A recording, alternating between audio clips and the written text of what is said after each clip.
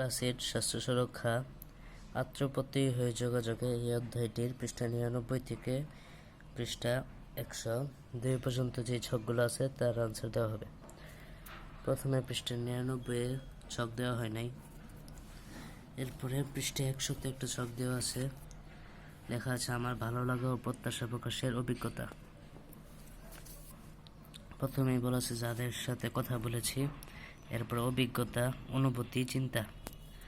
প্রথমে কথা বলেছে প্রিয় শিক্ষকের সাথে, তার পড়ানোর ধরন খুবই ভালো ও তিনি খুব বন্ধুসুলভ, খুব ভালো লাগে, আমিও তার মতো শিক্ষক হব। পরে আমার চাচা, তিনি খুবই কর্মঠ প্রকৃতির, জীবনে অনেক কঠোর পরিশ্রম করতে হবে, আমিও চাচার মতো কঠোর পরিশ্রমী হব।